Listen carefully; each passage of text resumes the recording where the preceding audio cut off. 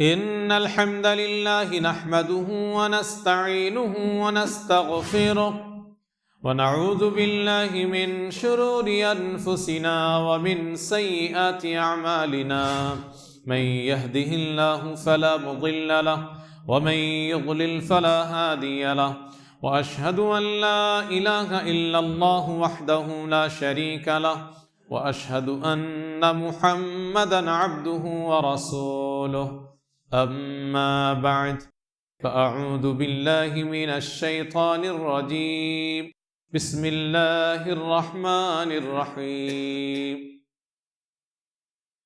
كتب عليكم القتال وهو كره لكم عسى أن تكرهوا شيئا وهو خير لكم وعسى أن تحبوا شيئا وهو شر لكم والله يعلم وأنتم لا تعلمون۔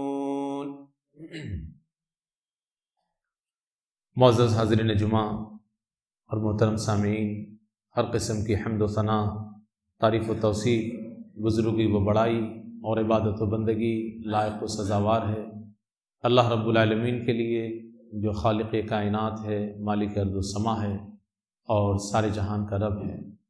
اور درود و سلام نازل ہو تمام نبیوں اور رسولوں پر، خاص طور پر آخری رسول جناب محمد صلی اللہ علیہ وسلم پر بے شمار درود و سلام نازل ہو۔ اللہم صلی علیہ وبارک وسلم۔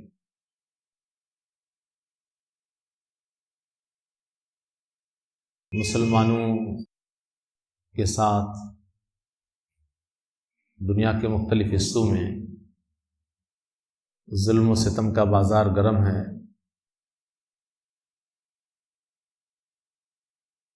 خود ہمارے ملک کے مسلمان بھی فکر مند ہیں، حالات کو بدلتے ہوئے دیکھ کر۔ اس سلسلے میں عام طور پر آپ کے سامنے ہم اپنے اعمال کی کوتاہیوں کا تذکرہ کرتے ہیں، اور وہ ضروری ہے، اس لیے کہ مصیبتیں عذاب کی شکل میں ہمارے آپ کے اوپر ہماری بد عملی کے نتیجے میں آتی ہے، تو اس لیے ضروری ہے کہ ہم اپنی عملی کوتاہی پہ نظر ثانی کریں، اور قرآن و حدیث کی روشنی میں جن چیزوں سے ہمیں باز رہنے کے لیے کہا گیا ہے ان سے باز رہنے کی کوشش کریں، اور جن اعمال کو انجام دینے کی تلقین کی گئی ہے ان اعمال کو انجام دینے کی کوشش کریں۔ یہ تو ایک پہلو ہے کہ مصیبتیں اگر عذاب کی شکل میں ہمارے آپ کے اوپر آ رہی ہیں تو پھر ہمیں عملی طور پر مضبوط ہونا ضروری ہے۔ اور ایک دوسرا پہلو ہے اس کا کہ ہمارے اعمال تو صحیح ہیں، اعمال کا جائزہ لیتے ہیں اور اعمال کو ہم صحیح پاتے ہیں، اپنے عقیدے کا جائزہ لیتے ہیں تو عقیدہ ہمارا ٹھیک ہے، توحید ہماری مضبوط ہے، شرک سے ہم دور ہیں، لیکن اس کے بعد بھی مصیبتیں ہیں تو مصیبتیں رہیں گی۔ اس دنیا کے اندر مصیبتوں سے چھٹکارا نہیں پا سکتے آپ۔ لقد خلقنا الانسان فی کبد، اللہ رب العالمین نے مطلق طور پر اس دنیا کی زندگی کے بارے میں کہا ہے، ہم نے انسان کو مشقت میں پیدا کیا ہے۔ اس دنیا کی زندگی، اس دنیا کی پیدائش، موت تک یہ تکلیفوں اور پریشانیوں سے یہ زندگی گھری ہوئی۔ لقد خلقنا الانسان فی کبد۔ لیکن خاص طور پر اللہ کے نیک بندے، حقیقی مسلمان، مصیبتیں ان کی زندگی کا حصہ ہیں بطور آزمائش۔ لہذا اگر ہماری عملی کوتاہی کے نتیجے میں عذاب کی شکل میں مصیبتیں ہیں تو ہمیں اپنے اعمال کو سدھارنے کے لیے پوری طرح تیار ہونا پڑے گا. اور اگر اللہ رب العالمین کہ ہم حقیقی فرما بردار سچے بندے اور اس کے غلام ہیں، حقیقی اور سچا مسلمان ہیں، تو پھر ہمیں مصیبت کتنی بڑی کیوں نہ ہو جائے کبھی بھی پریشان ہونے کی ضرورت نہیں، کبھی بھی پریشان ہونے کی ضرورت نہیں ہے. مصیبتیں کس کو اچھی لگتی ہیں؟ کسی کو اچھی نہیں لگتی. اگر وہ اچھی لگے تو پھر مصیبت کیسی؟ مصیبت اچھی نہیں لگتی، لیکن ایک حقیقی اور سچے مسلمان کے لیے مصیبت اچھی ہے. کتب علیکم القتال، بھئی مرنا، جسم کو زخمی کرنا کس کو اچھا لگے گا؟ کتب علیکم القتال، تمہارے اوپر جہاد فرض کیا گیا. وَهُوَ كُرْهٌ لَكُمْ، لیکن جہاد تمہیں پسند نہیں. کیوں پسند نہیں بھائی؟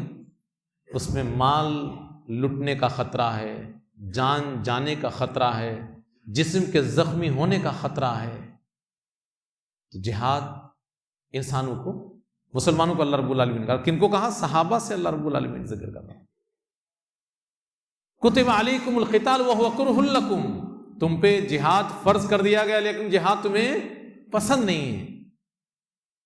اب اس کے بعد اللہ سمجھا رہا ہے عسى ان تکرہوا شیئا وهو خیر لکم، لیکن کوئی ضروری نہیں کہ جو چیز تمہیں پسند نہ ہو، تمہیں اچھی نہ لگے، جس میں تمہاری دلچسپی نہ ہو، وہ بہتر ہی ہو، اچھا ہی ہو انجام کے اعتبار سے. یہ ضروری نہیں ہے، بلکہ عین ممکن ہے کہ جو چیز تمہیں اچھی نہیں لگ رہی ہے لیکن وہ تمہارے حق میں اچھی ہے. عسى ان تکرہوا شیئا وهو خیر لکم، ہو سکتا ہے کہ کسی چیز کو تم پسند نہیں کرتے لیکن وہ تمہارے حق میں بہتر ہے. اور اس کا الٹا بھی ہوتا ہے، ہر چیز جو تمہیں اچھی لگتی ہے وہ اچھی نہیں ہوں گی، تمہارے حق میں وہ خراب بھی ہو سکتی ہیں. وعسى ان تحبوا شیئا وهو شر لکم، کسی چیز سے تمہیں بے حد محبت ہوگی، بہت محبوب ہوگی کوئی چیز، بہت اچھا لگے گا تمہیں، لیکن وہ تمہارے حق میں اچھا نہیں ہوگا انجام کے اعتبار سے. حقیقت کسی چیز کے پیچھے کیا چھپی ہوئی ہے اس کو کون جانتا ہے؟ واللہ یعلم، اللہ جانتا ہے، تم نہیں جانتے. وانتم لا تعلمون. چنانچہ مصیبتوں کے سلسلے میں حقیقی مسلمان اگر ہے تو وہ ان باتوں کو اپنے ذہن و دماغ میں زندہ رکھتا ہے. پہلی بات کیا؟ مصیبتوں کو پیدا کون کرتا ہے؟ ایک سوال ہے. مصیبتوں کو پیدا کون کرتا ہے؟ اللہ کرتا ہے. دنیا کی ہر چیز کو اللہ پیدا کرتا ہے، تو مصیبتوں کا خالق بھی اللہ ہی ہے. تو لہٰذا اللہ رب العالمین نے مصیبتوں کو پیدا کیا. ایک حقیقی مسلمان جو اللہ کا فرما بردار ہے اس کو کوئی اس سے آپتی ہے؟ اللہ کی پیدا کردہ مصیبت سے اس کو کوئی آپتی ہو سکتی ہے؟ نہیں ہو سکتی ہے. تو یہ پہلا نقطہ دماغ میں اس کا زندہ رہے گا کہ مصیبتوں کو کس نے بھیجا، مصیبتوں کو کس نے پیدا کیا؟ اللہ نے. ما خلقنا السماء والارض وما بينهما لاعبين، اللہ کہتا کہ دنیا میں جو کچھ بھی ہے ہم نے کھیل کود کے لیے پیدا نہیں کیا. ما خلقناهما الا بالحق، ہم نے حق کے ساتھ پیدا کیا ہے سب کچھ. تو مصیبتوں کو بھی اللہ یوں ہی پیدا نہیں کرتا. آپ نے پچھلے خطبات میں سنے ہوں گے کہ ہماری جب فلاں عمل میں کمی آئے گی تو یہ مصیبت آ جائے گی. تو پیدا کون کرتا ہے؟ سبب ہم ہیں لیکن پیدا اللہ کرتا ہے. تو اللہ ہی خالق ہے مصیبتوں کا بھی، اور اللہ یوں ہی کوئی چیز پیدا نہیں کرتا، مقصد ہے اس کے پیچھے. بلکہ اللہ رب العالمین نے کہا ہے کہ اگر کچھ لوگ ایسے سمجھتے ہیں کہ دنیا کھیل کھلونا ہے تو وہ بہت بڑی غلط فہمی کے شکار ہیں. اللہ کو کیا پڑی ہے کھیل کھلونا کرنے کی؟ لو اردنا ان نتخذ لہوا، ارے اگر اللہ کہتا ہے کہ ہم کو کھیلنا کودنا ہوتا تو ہم اپنے پاس کچھ بنا لیتے کھیلنے کودنے والا، تم سب کو جھمیلے میں ڈالنے کی کیا ضرورت ہے ہمیں؟ لو اردنا ان نتخذ لہوا لاتخذناہ من عندنا ان كنا فاعلین ان كنا فاعلین، اگر ہمیں کچھ کھیل کود کے لیے بنانا ہی ہوتا تو اپنے پاس بنا لیے ہوتے، تم سب کو پیدا کیوں کرتے ہیں ہم؟ یہ دنیا میں کچھ بھی پیدا ہوتی ہے کوئی چیز، وہ کھیل کود کے لیے نہیں ہے، اللہ پیدا کرتا ہے اور اس کے پیچھے مقصد ہے۔ تو مصیبتیں بھی اللہ کی مخلوقات ہیں، اور مصیبتوں کو اللہ کسی مقصد کے تحت پیدا کرتا ہے، پہلی بات۔ دوسری بات، مصیبتوں میں خاص طور پر جب دوسرے لوگ ہم پہ اٹیک کریں، حملہ کریں، تو دماغ میں کیا آتا ہے؟ یہ میرا نقصان کر دے گا۔ نہیں، حقیقی مسلمان کے دماغ میں یہ نہیں آنا چاہیے، اس کی توحید مضبوط ہونی چاہیے، اور وہ بالکل اس میں پریشان نہیں ہوتا، وہ کتنی بڑی طاقت اس کے سامنے کیوں نہ آ جائے اس کی پرواہ نہیں کرتا۔ وہ کیوں؟ اس کو یہ تعلیم نبی سے ملی ہے، وَاعْلَمْ أَنَّ الْأُمَّةَ لَوْ اجْتَمَعُوا عَلَىٰ أَن يَنفَعُوكَ بِشَيْءٍ لَمْ يَنفَعُوكَ، پوری دنیا مل کر کے تمہیں کسی چیز میں فائدہ پہنچانا چاہے وہ پہنچا نہیں سکتے، فائدہ اتنا ہی پہنچے گا جتنا اللہ نے پہلے سے لکھ رکھا ہے، جس کو سبب بنائے گا اس کے ذریعے سے۔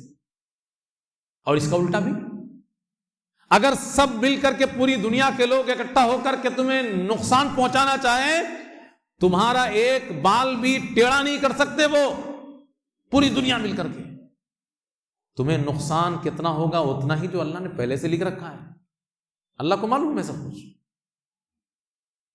تو پھر ایک حقیقی مسلمان بالکل کسی سے گھبراتا نہیں کہ مجھے نقصان پہنچا دے گا۔ اب اس کا مطلب یہ نہیں ہے کہ حقیقی مسلمان ہاتھ پہ ہاتھ دھر کے بیٹھے رہتا ہے، نہیں، وہ قرآن و حدیث میں جس طریقے سے اس کی رہنمائی کی ہے، قرآن و حدیث نے کی ہے، اس طریقے پہ وہ آگے بڑھتا رہتا ہے، وہ تدبیریں کرتا ہے، وہ انتظام کرتا ہے۔ اسلام نے یہ بھی نہیں سکھایا ہے کہ ہاتھ پہ ہاتھ دھر کے بیٹھے رہو، اگر یہی ہوتا تو پھر قرآن میں اللہ ایسا کیوں کہتا؟ وَأَعِدُّوا لَهُم مَّا اسْتَطَعْتُم مِّن قُوَّةٍ، کہ مسلمانوں تم اپنی طاقت مضبوط کرو، ترہبون بہ عدو اللہ وعدوکم، اپنے اور اللہ کے دشمن کو ڈراؤ۔ تو تیاری، حقیقی مسلمان تیاری بھی کرے گا، لیکن کبھی وہ نہ گھبرائے گا، نہ پریشان ہوگا، نہ کسی کو کچھ سمجھے گا وہ کہ یہ میرا کچھ کر لے گا، کوئی کچھ نہیں کر سکتا۔ اب بات آ گئی، اس کو اب تقدیر سے بھی آپ جوڑ کے دیکھ لیجیے کہ بھئی کوئی نفع نہیں پہنچا سکتا، کوئی نقصان نہیں پہنچا سکتا، مگر اتنا ہی جتنا لکھا ہوا ہے۔ یہ لکھا ہوا کیا ہے؟ لکھا ہوا سب کچھ ہے، مصیبتیں بھی لکھی ہوئی ہیں، پہلے ہی سے لکھی ہوئی ہیں، اللہ کو معلوم ہے پہلے سے کہ یہ مصیبتیں آنی ہیں، اور اس میں بھی ہم سب کے لیے بھلائی ہے۔ بہت سارے لوگ اس میں غلط فہمی کے شکار ہو جاتے ہیں، تقدیر کو سمجھ ہی نہیں پاتے۔ وہ کیا سمجھنے لگتے ہیں؟ وہ سمجھتے ہیں کہ اللہ نے زبردستی ہم لوگوں کے اوپر یہ کام ڈال دیا ہے، نعوذ باللہ۔ وہ تقدیر کو غلط سمجھتے ہیں کہ اللہ رب العالمین نے زبردستی یہ سب ہمارے اوپر لکھ دیا ہے، ڈال دیا، اس لیے ہم کر رہے ہیں یا ہو رہا ہے۔ ایسا نہیں، اللہ رب العالمین عالم الغیب ہے، اس کو سب کچھ معلوم ہے، مستقبل کا بھی اسی کو اس نے لکھ رکھا ہے، لیکن اختیار ہمیں آپ کو دے رکھا ہے۔ یہ نہیں کہ اللہ زبردستی آپ سے گناہ کروائے گا یا نافرمانی کروائے گا اور مصیبتیں پھر لے آئے گا، نہیں، اختیار عمل کا ہمیں دیا ہے، لیکن اللہ کو معلوم ہے کہ میرا کون بندہ اس اختیار کا کیا استعمال کرے گا، اسی کو لکھ دیا، وہی تقدیر ہے۔ اس کا فائدہ کیا ہے؟ آپ پریشانی میں صبر کر سکیں، ڈٹ سکیں، غلط راستے میں قدم آپ کے نہ بڑھے۔ تسلی کے لیے بھی تو کچھ چاہیے بھائی، ورنہ آدمی مصیبتوں کو جھیلے گا کیسے؟ تو تسلی کے لیے یہ تقدیر ہے، تسلی کے لیے تقدیر ہے۔ اللہ نے قرآن میں اس کی وضاحت کر دی ہے کہ تقدیر کس لیے ہے، کیوں اللہ نے لکھ رکھا ہے، جبکہ پاور پورا ہمیں آپ کو دے رکھا ہے کہ عمل آپ خود کرو گے، اللہ آپ سے زبردستی کروائے گا نہیں۔ کہتے کہ تم لوگوں کے بھلائی کے لیے ہم نے لکھ رکھا ہے تقدیر، لکھا لَتَأْسَوْا عَلَىٰ مَا فَاتَكُمْ، تاکہ تمہیں کچھ بھی نقصان ہو جائے تو تم افسوس میں مر نہ جاؤ، لِكَيْ لَا تَأْسَوْا عَلَىٰ مَا فَاتَكُمْ، کچھ بھی تمہارا فوت ہو جائے، لٹ جائے، پٹ جائے، کچھ بھی ہو جائے، کتنی بڑی مصیبت میں تم گرفتار ہو جاؤ، تم حد سے زیادہ افسوس نہ کرو، پریشان نہ ہو۔ اور یہ کب کرو گے آپ؟ جب آپ تقدیر پہ ٹال دو گے۔ تب بہت بڑی مصیبت آئی، آپ نے من میں سوچا کہ یہ ہونا تھا، ہو گیا، آپ کا بوجھ ہلکا ہو گیا، صبر کر لیں گے آپ، ورنہ پتہ چلا کہ آپ خودکشی کر بیٹھے۔ اور دوسرا، تکبر اللہ کو بالکل ناپسند ہے۔ وَلَا تَفْرَحُوا بِمَا آتَاكُمْ، دوسری بیماری کا بھی علاج ہے یہ تقدیر پر ایمان۔ اللہ نے اگر کچھ دے دیا ہے تو پیر پٹک کے نہ چلو غرور و گھمنڈ میں، بلکہ اس کو بھی تقدیر کے حوالے کر دو کہ اس میں میرا کیا ہے، تو اللہ نے دیا ہے، سب کچھ دیا اللہ کا ہے۔ وَلَا تَفْرَحُوا بِمَا آتَاكُمْ، حد سے زیادہ خوش نہ ہو جاؤ اللہ کی دی ہوئی چیزوں سے کہ تکبر کرنے لگو، تو اس لیے تقدیر ہے۔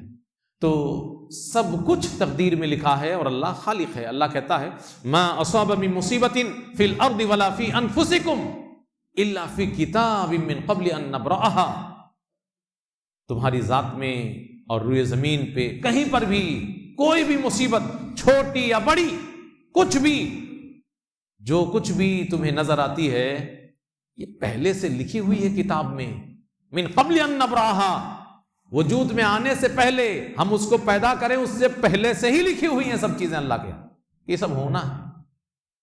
لیکن عمل کا اختیار ہمیں آپ کو اللہ نے دیا ہے، کبھی پلٹیے گا نہیں اس کو الٹا طرف کہ نعوذ باللہ اللہ نے ظلم کر دیا ہے۔ تو مصیبتیں ایک حقیقی مسلمان کے لیے کبھی بھی پریشانی کا باعث نہیں ہے۔ اچھا، اس کے بعد اگر مصیبتیں نہیں ہوں گی، آزمائش کیسے ہوگی؟ اور یہ دنیا آزمائش کا گھر ہے، ہمارا آپ کا اس پر ایمان ہے۔ ہم قرآن پڑھتے ہیں سورۃ الملک میں، الذی خلق الموت والحیات لیبلوکم ایکم احسن عملا، تمہاری یہ جو زندگی ہے دنیا کی، یہ اسی لیے ہے کہ آزمائش ہوگی۔ یہ دنیا کی زندگی آزمائش کے لیے ہی ہے۔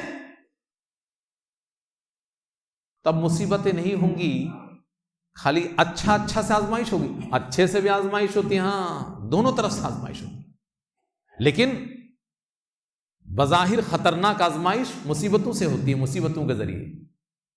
اور حقیقت میں جب آپ دیکھیں گے تو انجام کے اعتبار سے خطرناک آزمائش کون والی ہے بھائی؟ فراوانی والی آزمائش زیادہ خطرناک ہے۔ مصیبتوں میں تو اللہ کو پھر بھی آدمی یاد کرتا ہے، فراوانی میں اللہ کو بھول ہی جاتا ہے، فراوانی میں اللہ کو بھول ہی جاتا ہے۔ تو مصیبتیں نہیں ہوں گی تو آزمائش کہاں سے ہوگی؟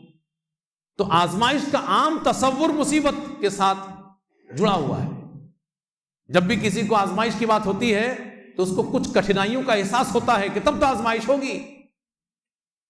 بچے کالجز میں، یونیورسٹیز میں، مدرسوں میں امتحان دیتے ہیں، ان سے پوچھئے وہ ان کو مزہ آتا ہے کہ کٹھن لگتا ہے؟ رات جاگنا پڑتا ہے، نیند کی قربانی دینی پڑتی ہے، خواہشات کو دبانا پڑتا ہے، مارنا پڑتا ہے۔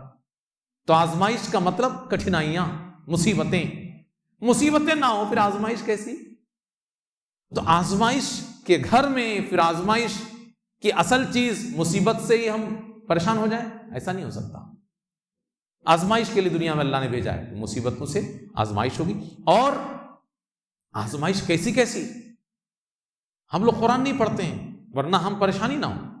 وَلَنَبْلُوَنَّكُمْ بِشَيْءٍ مِّنَ الْخَوْفِ، تمہیں ہم ڈر کے ذریعے سے آزمائیں گے، تم کو ہر طریقے سے اپنے اوپر خطرہ دکھے گا، جیسا کہ ہم لوگ اب محسوس کرتے ہیں کہ یار خطرہ ہے۔ تو یہ خطرہ، ڈر، یہ بھی آزمائش کا حصہ۔ والجوع، بھوک مری سے بھی آزمائش ہوگی۔ اب تو بھوک مری کی نوبت شاذ و نادر ہی، بہت کم ہی لوگ ہیں جن کو اس کا سامنا کرنا پڑتا ہوگا۔ مانگ کر کے بھی اچھا کھا لیتے ہیں لوگ۔ وَنَقْصٍ مِّنَ الْأَمْوَالِ وَالْأَنفُسِ وَالثَّمَرَاتِ، مال دولت کی کمی، جان کی کمی، یعنی کہیں آپ کا کاروبار ڈوب جائے گا، مال دولت کا نقصان ہو جائے گا، اور کبھی کبھی اپنوں کی جانیں بھی چلی جائیں گی، خود کی بھی جان چلی جائے گی۔ آزمائش کا سب حصہ ہے۔ تو آزمائش تو ہوگی، اور آزمائش جو جتنا زیادہ اللہ کے قریب ہوگا اس کی اتنی زیادہ سخت آزمائش ہوگی. سب سے زیادہ آزمائش کن کی سخت ہوتی ہے؟ نبیوں کی. اشد الناس بلاء الانبیاء، سخت ترین آزمائش نبیوں کی ہوتی ہے.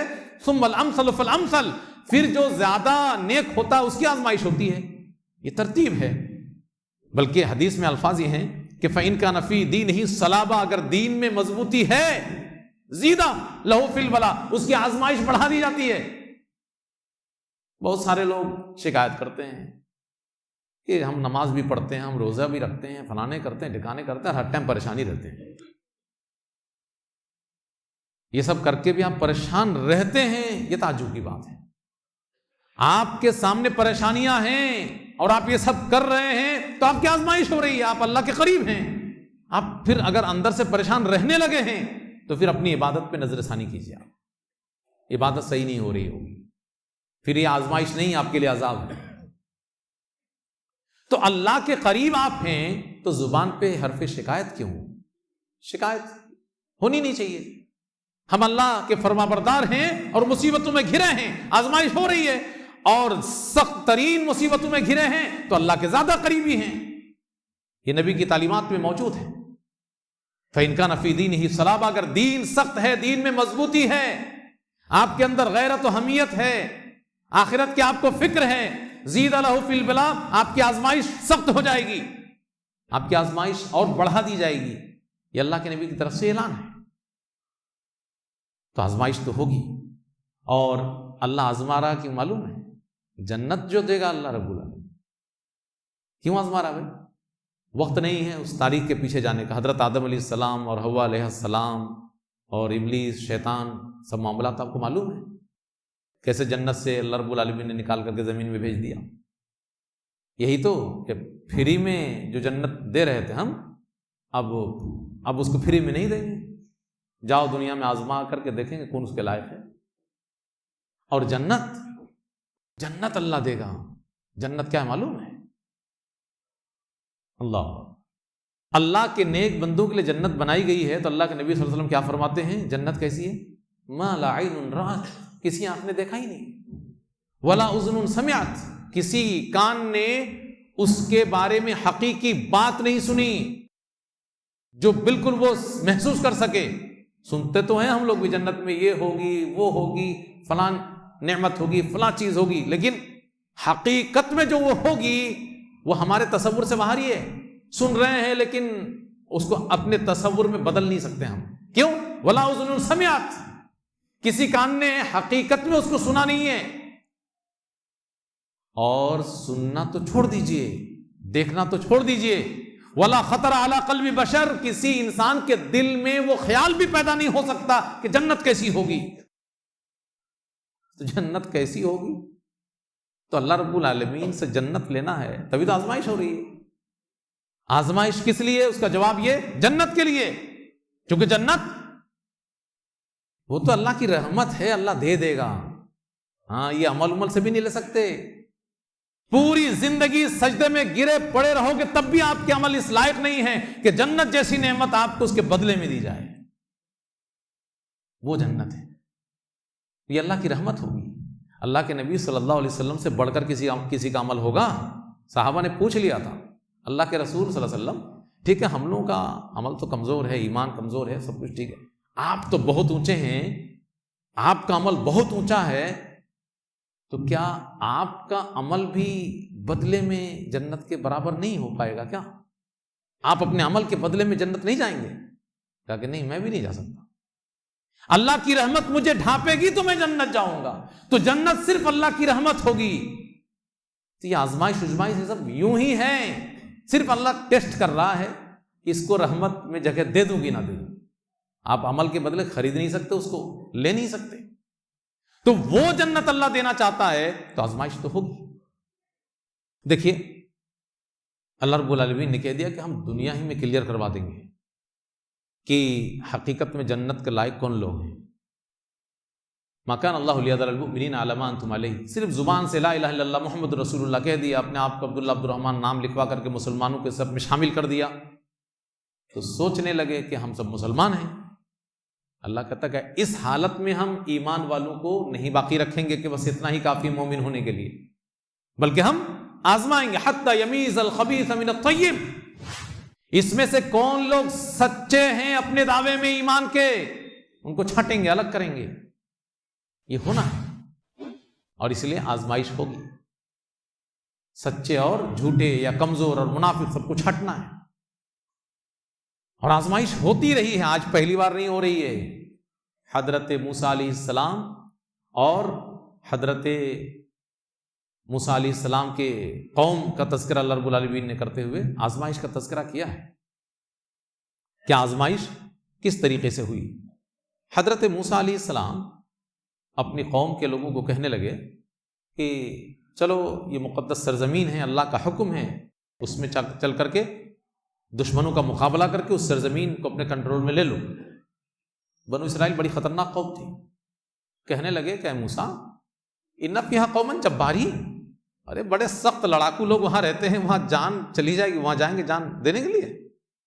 ان لن ندخلها ابدا ما داموا فیہا، ہم جب تک وہ لوگ رہیں گے جائیں گے ہی نہیں.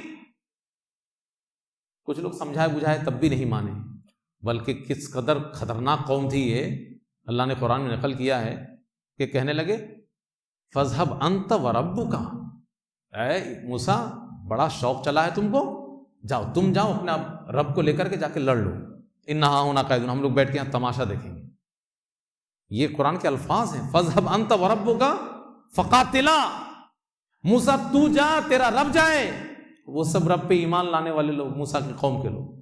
موسیٰ تو جا تیرا رب جائے، تو دونوں جا کے لڑ لے. اِنَّهَا هُنَا قَاعِدُونَ، ہم تو یہاں بیٹھ کے تماشا دیکھیں گے. تو اللہ رب العالمین نے کاہے کے لیے بھیجا تھا وہاں؟ وہ آزمائش کے لیے کہ دیکھیں. اس کے بعد ان لوگوں پر عذاب اللہ نے بھیج دیا تھا. ایسے ہی بنو اسرائیل ہی کا واقعہ ہے کہ لوگ کہنے لگے حضرت موسیٰ علیہ السلام کے ایک زمانے کے بعد کہ بھائی ہمارے اوپر بڑا ظلم ستم ہوا ہے وقت کے نبی سے، تو اللہ سے کہو کہ ایک بادشاہ بھیجے تو ہم لوگ بھی ان کے جھنڈا تلے خوب زبردست جہاد کریں گے، لڑیں گے، مقابلہ کریں گے. تو نبی نے کہا کہ بھائی ایسا تو نہیں کہ اللہ نے جہاد فرض کر دیا اور بادشاہ بھیج دیا تو تم اپنی بات سے پلٹ جاؤ. کہتے ہیں کیسی بات کرتے ہیں، ہمارے اوپر اتنا ظلم ہوا ہے، اپنے علاقے سے ہمیں نکال دیا گیا، مال و دولت سے ہمارے سب چھین لیے گئے، ہم کیسے پلٹیں گے؟ نہیں، ڈٹیں گے، لڑیں گے. نبی بھیج دیا، نبی نے اللہ سے دعا کیا اور اللہ نے بادشاہ بھیج دیا طالوت کی شکل میں. ابھی بادشاہی میں لفڑا ہو گیا، جہاد اب چھوڑ دیجئے. پہلے کہنے کرے اس کو بھیج دیا اللہ نے، کوئی اور اللہ کو نہیں ملا بادشاہ بنانے کے لیے، بہت سارے لوگ ان سے اچھے ہیں. بہرحال ان کو سمجھایا گیا، دلیل دی گئی، اور واضح دلیل جو نظر میں آئے، تابوت اور کیا بولتے ہیں صندوق اور تمام چیزیں فرشتہ اٹھا کر کے لے آئے، اور تب جا کے لوگ مانے کہ اچھا یہ بادشاہ ہے. اب اس کے بعد کہا کہ چلو جاؤ جا کر کے جالوت سے لڑائی کرو، لیکن آزمائیں گے. پھر دیکھیں لڑائی کرنے جا رہی ہے قوم، اور وہاں لڑائی میں راستے میں آزمائش ہوگی. کہتے ان اللہ مبتلیکم بنہر، اللہ تمہیں آزمائے گا سفر کے بیچ میں ایک نہر کے پاس. لڑ پاؤ گے کہ نہیں لڑ پاؤ گے؟ کیا آزمائش ہوگی؟ کہا کہ تم سب پیاسے رہو گے، لیکن پانی چلو بھر کر کے تھوڑا سا پینا، چلو میں لے کے، بس یہی ہے آزمائش. اتنے میں جب آزمائش میں کھڑے اترو گے تب آگے کا آپشن تمہارے پاس آئے گا. اب تھکے ماندی یہ قوم جب نہر کے پاس پہنچی، چند کو چھوڑ کر کے سب پانی پہ ٹوٹ پڑے. پیاسے تھے سب ٹوٹ پڑے، خوب پیا، خوب پیا، اتنا پیا کہ ڈھیر ہو گئے. وہیں کہنے لگے کہ طالوت اب تو ہم سے لڑا نہیں جائے گا، ہمارے پاس طاقت نہیں ہے، ہم نہیں لڑ پائیں گے، ہمیں اب آرام کی ضرورت ہے. چند مٹھی بھر لوگ آزمائش میں کھرا اترے، اور وہ سب گئے لڑنے کے لیے، اور آخرکار اللہ نے فتح دی. کم من فئۃ قلیلۃ غلبت فئۃ کثیرۃ. تعداد سے جنگ جیتنا ضروری نہیں ہے. ایمان مضبوط ہو تو کم تعداد والے بھی بڑی تعداد پہ بھاری پڑ جاتے ہیں، اور اس کی دسیوں مثالیں تاریخ میں موجود ہیں. آزمائش ہوئی، تو آزمائش کے ذریعے سے اللہ رب العالمین ہمیں اور آپ کو دیکھے گا کہ ہم کس لائق ہیں. وقت ختم ہو رہا، بس ایک بات اور کہہ دیتا ہوں کہ مصیبتیں یہ در حقیقت اگر آپ دیکھیں گے تو یہ خیر بھی ہیں. کس کے لیے؟ حقیقی مسلمان کے لیے. کس اعتبار سے خیر ہے؟ گناہ مٹتے رہتے ہیں. ہمارے انسان ہونے کے ناطے جو گناہ ہم سے سرزد ہوتے رہتے ہیں ان سب کو اللہ مٹا دیتا ہے. کس طریقے سے؟ آزمائش کے ذریعے سے، مصیبتوں میں ہم کو گھیر کر کے. مصیبتوں میں گرفتار ہونے کا مطلب یہ نہیں کہ ہم اللہ کے ناپسندیدہ ہیں، نہیں. اللہ رب العالمین ہمارے گناہوں کو مٹا دینا چاہتا ہے، ہمیں پاک صاف کر دینا چاہتا ہے، اس لیے مصیبتیں بھیج دیتا ہے آزمائش کے لیے. ما یزال البلاء بالمؤمن والمؤمنہ، مومن مرد اور مومن عورتوں کے ساتھ مصیبت لگی رہتی ہے. ما یزال، لگی رہتی ہیں مصیبتیں، پیچھا نہیں چھوڑتی. فی نفسہ، جان میں، وولدہ، اولاد میں، ومالہ، مال میں، مصیبتیں لگی رہتی ہیں. حتی یلقى اللہ، موت تک، مرتے دم تک مومن مرد اور مومن عورت مصیبتوں میں گرفتار رہتا ہے. اور اس کے بعد جب اللہ سے ملنے کا وقت آتا ہے تو اس کے اوپر ایک گناہ بھی نہیں رہتا. وما علیہ خطیہ. تو بتائیے اگر اس تناظر میں آپ دیکھیں تو مصیبتوں سے کوئی دقت ہے آپ کو؟ حقیقی مسلمان کو کوئی دقت ہونی چاہیے؟ نہیں ہونی چاہیے. بہرحال ہم لوگ صبر نہیں کر پاتے ہیں. کیوں؟ جلد باز ہیں بہت زیادہ. رزلٹ فوراً چاہیے، جلدی چاہیے، اس لیے ہم لوگ جلدی کر دیتے ہیں. باتیں اور بھی ہیں لیکن ایک بات اور جوڑ دیتا ہوں. بات آئی ہے حضرت عائشہ رضی اللہ عنہا کے اوپر ایک بڑی مصیبت آئی تھی. عورت کے لیے اگر غیرت مند عورت ہے تو دنیا کی سب سے بڑی مصیبت کیا معلوم ہے؟ اس کی عزت پہ داغ لگ جائے، وہ سب سے بڑی مصیبت ہے اس کی. وہ برداشت نہیں کر پاتی. یہاں تک کہ غیر مسلم عورت بھی اپنی عزت کو لے کے اس قدر حساس ہوتی ہیں کہ اگر اس کے ساتھ کسی نے چھیڑ چھاڑ کر دی خودکشی کر لیتی ہیں. حضرت عائشہ رضی اللہ عنہا کے اوپر منافقین نے زنا کا الزام لگا دیا تھا، تہمت لگا دی تھی. اور وہ واقعہ ذرا طویل ہے. 1 مہینہ تک اللہ کے رسول اپنی بیوی کے سلسلے میں پریشان ہیں اور حضرت عائشہ رضی اللہ عنہا گھٹ رہی ہیں اور ماحول میں چرچا ہے زنا کی تہمت. لیکن اللہ رب العالمین نے جب برات کا اعلان کیا تو کیا بولا معلوم ہے آپ کو؟ ان الذین جاءوا بالافک عصبۃ منکم، ان الذین جاءوا بالافک عصبۃ منکم، میں الفاظ آگے بول رہا ہوں کہ تم میں سے کچھ لوگوں نے جو ایک تہمت تراشی کی ہے، لا تحسبوہ شرا لکم، ہاں اللہ بول رہا ہے لا تحسبوہ شرا لکم، اس کو تم شر نہ سمجھو. بتائیے عزت کے اوپر داغ لگ گیا ہے، تہمت زنا کا ہے، اور اللہ کیا بولتا ہے کہ اس کو برا نہ سمجھو اپنے حق میں. بل ہوا خیر لکم، بلکہ یہ تمہارے حق میں بہتر ہے. اس اعتبار سے 1 مہینہ تک اس کا سامنا کیا، اس کے بعد بہتری آئی. کیسے؟ کہ اللہ نے عرش سے برات کا اعلان کیا. کوئی معمولی بات ہے؟ کسی کے بارے میں پاک دامن ہونے کا اعلان اللہ کرے اور قیامت تک کے لیے وہ تاریخ بن جائے.